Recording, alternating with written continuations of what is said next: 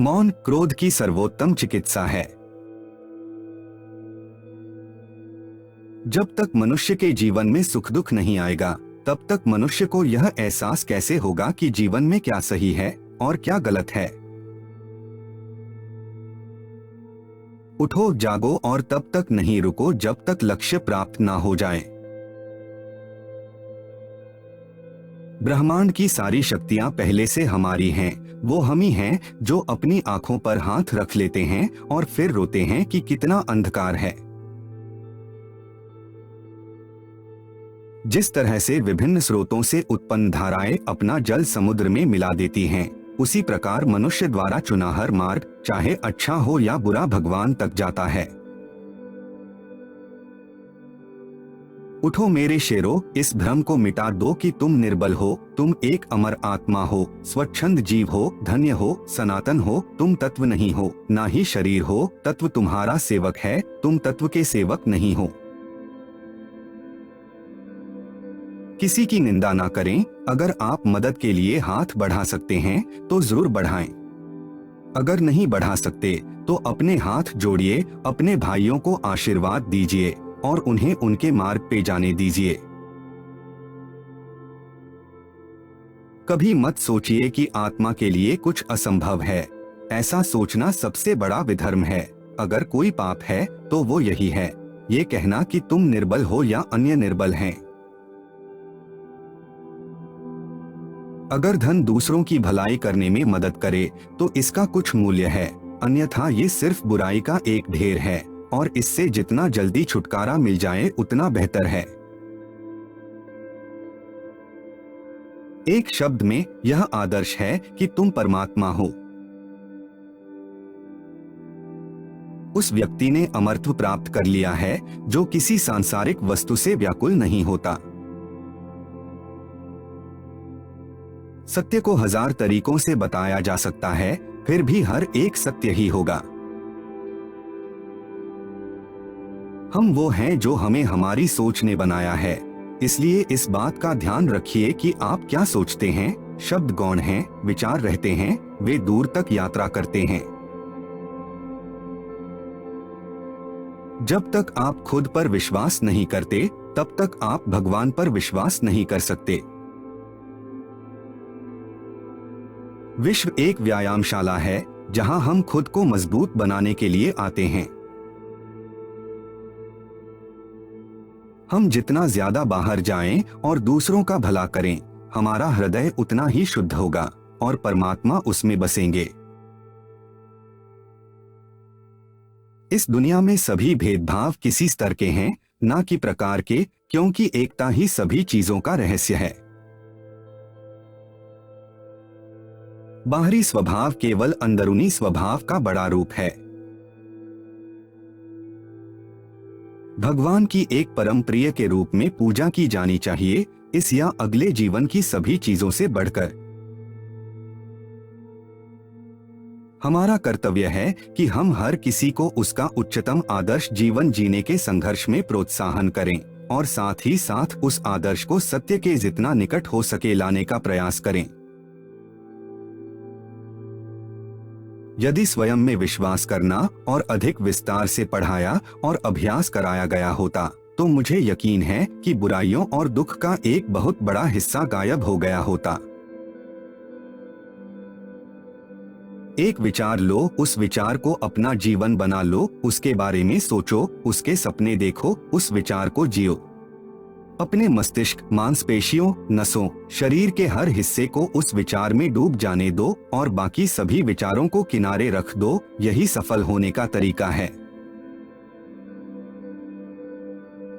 जिस क्षण मैंने यह जान लिया कि भगवान हर एक मानव शरीर रूपी मंदिर में विराजमान हैं, जिस क्षण मैं हर व्यक्ति के सामने श्रद्धा से खड़ा हो गया और उसके भीतर भगवान को देखने लगा, उसी क्षण मैं बंधनों से मुक्त हूँ।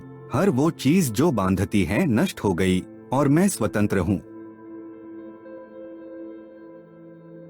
वेदांत कोई पाप नहीं जानता, वो केवल त्रुटि जानता है। और वेदांत कहता है कि सबसे बड़ी त्रुटि यह कहना है कि तुम कमजोर हो, तुम पापी हो, एक तुच्छ प्राणी हो और तुम्हारे पास कोई शक्ति नहीं है और तुम ये वो नहीं कर सकते। जब कोई विचार अनन्य रूप से मस्तिष्क पर अधिकार कर लेता है, तब वह वास्तविक भौतिक या मानसिक अवस्था में परिवर्तित हो जाता है। तुम्हें अंदर से बाहर की तरफ विकसित होना है। कोई तुम्हें पढ़ा नहीं सकता, कोई तुम्हें आध्यात्मिक नहीं बना सकता। तुम्हारी आत्मा के अलावा कोई और गुरु नहीं है। भला हम भगवान को खोजने कहाँ जा सकते हैं, अगर उसे अपने हृदय और हर एक जीवित प्राणी में नहीं देख सकते। तुम फुटबॉल के जरिए स्वर्ग के ज्यादा निकट होगे, बजाय गीता का अध्ययन करने के। दिल और दिमाग के टकराव में दिल की सुनो। किसी दिन जब आपके सामने कोई समस्या ना आए, आप सुनिश्चित हो सकते हैं कि आप गलत मार्ग पर चल रहे हैं। किसी चीज से डरो मत, तुम अद्भुत काम करोगे। यह निर्भयता ही है जो क्षण भर में परम आनंद लाती है। स्वतंत्र होने का साहस करो। जहां तक तुम्हारे विचार जाते हैं, वहां तक जाने का साहस करो और उन्हें अपने जीवन में उतारने का साहस करो। प्रेम विस्तार है, स्वार्थ संकुचन है। इसलिए प्रेम जीवन का सिद्धांत है। वह जो प्रेम करता है जीता है, वह जो स्वार्थी है मर रहा है। इसलिए प्रेम के लिए प्रेम करो, क्योंकि जीने का यही एकमात्र सिद्धांत है, वैसे ही जैसे कि तुम जीने के लिए सांस लेते हो। सबसे बड़ा धर्म है अपने स्वभाव के प्रति सच्चे होना। स्वयं पर विश्वास करो। जो अग्नि हमें गर्मी देती है, हमें नष्ट भी कर सकती है। यह अग्नि का दोष नहीं है। सच्ची सफलता और आनंद का सबसे बड़ा रहस्य यह है, वह पुरुष या स्त्री जो बदले में कुछ नहीं मांगता, पूर्ण रूप से निस्वार्थ व्यक्ति सबसे सफल है। शक्ति जीवन है, निर्बलता मृत्यु है। विस्तार जीवन है, संकुचन मृत्यु है। प्रेम जीवन है, द्वेष मृत्यु है। बस वही जीते हैं जो दूसरों के लिए जीते हैं। हम जो बोते हैं वो काटते हैं। हम स्वयं अपने भाग्य के विधाता हैं। हवा बह रही है, वो जहाज जिनके पाल खुले हैं इससे टकराते हैं और अपनी दिशा में आगे बढ़ते हैं, पर जिनके पाल बंधे हैं हवा को नहीं पकड़ पाते। क्या यह हवा की गलती है? हम खुद अपना भाग्य बनाते हैं। ना खोजो ना बचो, जो आता है ले लो। शारीरिक, बौद्धिक और आध्यात्मिक रूप से जो कुछ भी कमजोर बनाता है, उसे जहर की तरह त्याग दो। एक समय में एक काम करो और ऐसा करते समय अपनी पूरी आत्मा उसमें डाल दो और बाकी सब कुछ भूल जाओ। जो तुम सोचते हो वो हो जाओगे। यदि तुम खुद को कमजोर सोचते हो, तुम कमजोर हो जाओगे। अगर खुद को ताकतवर सोचते हो, तुम ताकतवर हो जाओगे। कुछ मत पूछो, बदले में कुछ मत मांगो। जो देना है वो दो, वो तुम तक वापस आएगा, पर उसके बारे में अभी मत सोचो। मनुष्य की सेवा करो, भगवान की सेवा करो। मस्तिष्क की शक्तियां सूर्य की किरणों के समान हैं। जब वो केंद्रित होती हैं, चमक उठती हैं। यह भगवान से प्रेम का बंधन वास्तव में ऐसा है जो आत्मा को बांधता नहीं है, बल्कि प्रभावी ढंग से उसके सारे बंधन तोड़ देता है। कुछ सच्चे, ईमानदार और ऊर्जावान पुरुष और महिलाएं जितना कोई भीड़ एक सदी में कर सकती है, उससे अधिक एक वर्ष में कर सकते हैं। जब लोग तुम्हें गाली दें तो तुम उन्हें आशीर्वाद दो। सोचो, तुम्हारे झूठे दंभ को बाहर निकालकर वो तुम्हारी कितनी मदद कर रहे हैं। धन्य हैं वो लोग जिनके शरीर दूसरों की सेवा करने में नष्ट हो जाते हैं। खुद को कमजोर समझना सबसे बड़ा पाप है। श्री रामकृष्ण कहा करते थे, जब तक मैं जीवित हूँ तब तक मैं सीखता हूँ। वह व्यक्ति या वह समाज जिसके पास सीखने को कुछ नहीं है, वह पहले से ही मौत के जबड़े में है। आकांक्षा, अज्ञानता और असमानता यह बंधन की त्रिमूर्तियां हैं। मुझे गर्व है कि मैं एक ऐसे धर्म से हूं जिसने दुनिया को सहनशीलता और सार्वभौमिक स्वीकृति का पाठ पढ़ाया है। हम सिर्फ सार्वभौमिक सहनशीलता में ही विश्वास नहीं रखते, बल्कि हम विश्व के सभी धर्मों को सत्य के रूप में स्वीकार करते हैं। यदि परिस्थितियों पर आपकी मजबूत पकड़ है, तो जहर उगलने वाला भी आपका कुछ नहीं बिगाड़ सकता। हर काम को 3 अवस्थाओं से गुजरना होता है: उपहास, विरोध और स्वीकृति। पवित्रता, धैर्य और दृढ़ता, ये तीनों सफलता के लिए आवश्यक है, लेकिन इन सबसे ऊपर प्यार है। अनेक देशों में भ्रमण करने के पश्चात मैं इस निष्कर्ष पर पहुंचा हूं कि संगठन के बिना संसार में कोई भी महान एवं स्थायी कार्य नहीं किया जा सकता। संभव की सीमा जानने का एक ही तरीका है: असंभव से भी आगे निकल जाना। शिक्षा क्या है? क्या वह पुस्तक विद्या है? नहीं। क्या वह नाना प्रकार का ज्ञान है? नहीं, यह भी नहीं। जिस संयम के द्वारा इच्छा शक्ति का प्रवाह और विकास वश में लाया जाता है और वह फलदायक होता है, वह शिक्षा कहलाती है। पीड़ितों की सेवा के लिए आवश्यकता पड़ने पर हम अपने मठ की भूमि तक भी बेच देंगे।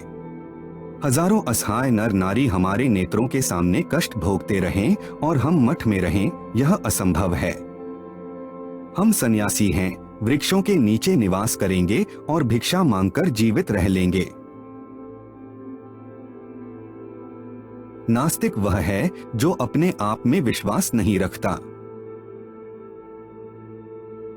यही दुनिया है। यदि तुम किसी पर उपकार करो तो लोग उसे कोई महत्व नहीं देंगे, किंतु जो ही तुम उस कार्य को बंद कर दोगे, वे तुरंत तुम्हें बदमाश प्रमाणित करने में नहीं हिचकिचाएंगे। धर्म ही हमारे राष्ट्र की जीवन शक्ति है। यह शक्ति जब तक सुरक्षित है, तब तक विश्व की कोई भी शक्ति हमारे राष्ट्र को नष्ट नहीं कर सकती। यह देश धर्म, दर्शन और प्रेम की जन्मभूमि है। ये सब चीजें अभी भी भारत में विद्यमान है। मुझे इस दुनिया की जो जानकारी है, उसके बल पर दृढ़ता पूर्वक कह सकता हूँ कि इन बातों में भारत अन्य देशों की अपेक्षा अब भी श्रेष्ठ है। हमें ऐसी शिक्षा चाहिए जिससे चरित्र का निर्माण हो, मन की शक्ति बढ़े, बुद्धि का विकास हो और मनुष्य अपने पैर पर खड़ा हो सके। अनुभव ही आपका सर्वोत्तम शिक्षक है। जब तक जीवन है, सीखते रहो। शिक्षा का अर्थ है उस पूर्णता को व्यक्त करना जो सब मनुष्य में पहले से विद्यमान है। भय और अपूर्ण वासना ही समस्त दुखों का मूल है। अगर स्वाद की इंद्रिय को ढील दी तो सभी इंद्रियां बेलगाम दौड़ेंगी। धर्म कल्पना की चीज नहीं है, प्रत्यक्ष दर्शन की चीज है। जिसने एक भी महान आत्मा के दर्शन कर लिए, वह अनेक पुस्तकी पंडितों से बढ़कर है। इच्छा का समुद्र हमेशा अतृप्त रहता है। उसकी मांगे ज्यों-ज्यों पूरी की जाती है, त्यों-त्यों और गर्जन करता है। मनुष्य जितना अपने अंदर से करुणा, दयालुता और प्रेम से भरा होगा, वह संसार को भी उसी तरह पाएगा। अभय हो। अपने अस्तित्व के कारक तत्व को समझो, उस पर विश्वास करो। भारत की चेतना उसकी संस्कृति है। अभय होकर इस संस्कृति का प्रचार करो। यदि संसार में कहीं कोई पाप है तो वह है दुर्बलता। हमें हर प्रकार की कमजोरी या दुर्बलता को दूर करना चाहिए। दुर्बलता पाप है, दुर्बलता मृत्यु के समान है। लोग तुम्हारी स्तुति करें या निंदा, लक्ष्य तुम्हारे ऊपर कृपालु हो या न हो, तुम्हारा देहांत आज हो या युग में, परंतु तुम न्यायपथ से कभी भ्रष्ट न होना। जितना बड़ा संघर्ष होगा, जीत उतनी ही शानदार होगी। ज्ञान का प्रकाश सभी अंधेरों को खत्म कर देता है। दिन में कम से कम एक बार खुद से जरूर बात करें, अन्यथा आप एक उत्कृष्ट व्यक्ति के साथ एक बैठक गवा देंगे। पढ़ने के लिए जरूरी है एकाग्रता, एकाग्रता के लिए जरूरी है ध्यान, ध्यान से ही हम इंद्रियों पर संयम रखकर एकाग्रता प्राप्त कर सकते हैं।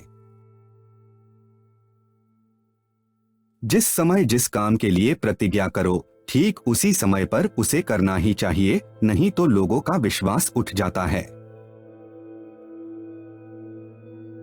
हम जो बोते हैं वो काटते हैं, हम स्वयं अपने भाग्य के निर्माता हैं। हम हमेशा अपनी कमजोरी को अपनी शक्ति बताने की कोशिश करते हैं, अपनी भावुकता को प्रेम कहते हैं और अपनी कायरता को धैर्य। चिंतन करो, चिंता नहीं, नए विचारों को जन्म दो। क्या तुम नहीं अनुभव करते कि दूसरों के ऊपर निर्भर रहना बुद्धिमानी नहीं है? बुद्धिमान व्यक्ति को अपने ही पैरों पर दृढ़तापूर्वक खड़ा होकर कार्य करना चाहिए। जो सत्य है उसे साहसपूर्वक निर्भीक होकर लोगों से कहो। उससे किसी को कष्ट होता है या नहीं, इस पर ध्यान मत दो। कोई व्यक्ति कितना ही महान क्यों न हो, आंखें मूंदकर उसके पीछे न चलिए। यदि ईश्वर की ऐसी ही मंशा होती तो वह हर प्राणी को आंख, नाक, कान, मुंह, मस्तिष्क आदि क्यों देता? मन की एकाग्रता ही समग्र ज्ञान है। हिंदू संस्कृति आध्यात्मिकता की अमर आधारशिला पर स्थित है। जिसके साथ श्रेष्ठ विचार रहते हैं वह कभी भी अकेला नहीं रह सकता।